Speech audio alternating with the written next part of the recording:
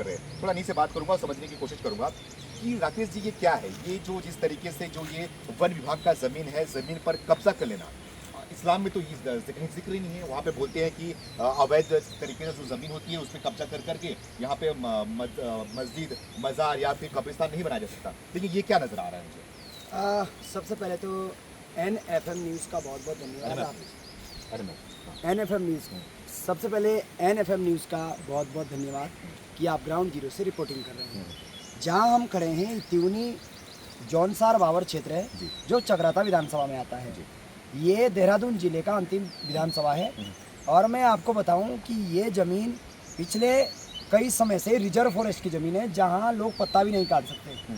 तो वहां पे तो यहाँ पे पेड़ काट दिए गए थे पहले और यहाँ पे लगातार ये कब्रें बनाई जा रही थी।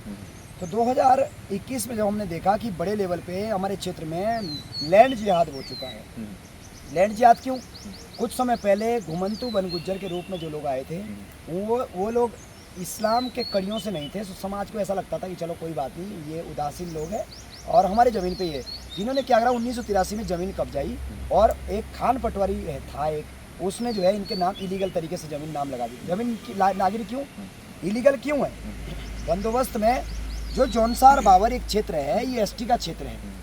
यहाँ अनुसूचित जनजाति विशेष क्षेत्र है। ये यहाँ पे बाहर का व्यक्ति कोई जमीन नहीं ले सकता, चाहे वो देहरादून का ही क्यों ना हो, उत्तराखंड का ही क्यों ना हो, किसी के नाम जमीन नहीं लग सकती। लेकिन इन्होंने इलीगल तरीके से जमीन, जो बाहर के लोग थे 1983 में जाके 1983 में 67 में 1967 में ST मिली, उसका लगभग 18-20 साल बाद जो है 1983 में इन्होंने जो है क्या नाम उसका जमीन अपने नाम मतलब कब्जा करके पट्टे नाम करा लिए, जो कि पन्नाला सेटलमेंट एक्ट, वाजिबुल अर्ज, दस्तूरुल अमल, ST/SC एक्ट, जौनसारी अधिनियम, इन सभी का उल्लंघन है। और अभी माननीय उप मुख्यमंत्री महोदय को हमने बोला है कि हमारी ज़मीन छुड़ाएं। और ये नहीं है, ये अवैध कब्रिस्तान रिजर्व फॉरेस्ट की ज़मीन पे है। ऐसा ही एक कालची में है रिजर्व फॉरेस्ट की ज़मीन पे।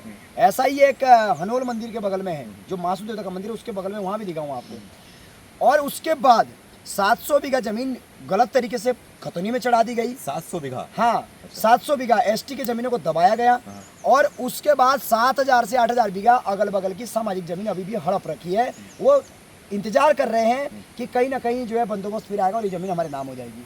तो उसके बाद जो मकान है 90% मकान ऐसे हैं जो सरकारी और गैर सरकारी और बंजर जमीन पे हैं। अच्छा। तो अभी हमने DM देहरादून से कहा कि एक तो इनके पट्टे आप कैंसिल करो, एक तो ये पट्टे एक तो पट्टे कैंसिल करो और दूसरा जो है ये जो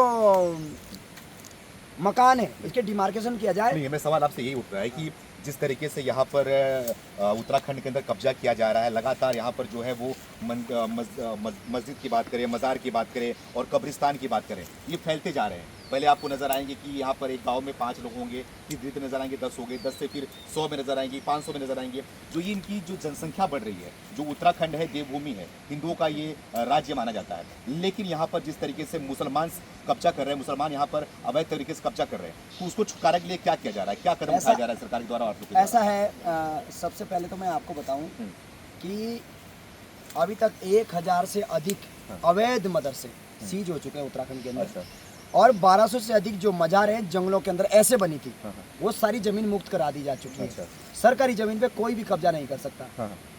तीसरा जो है, इस क्षेत्र की जो SC 700 बीघा जमीन है उसको भी राज्य सरकार ने निहित करने के लिए कहा गया है।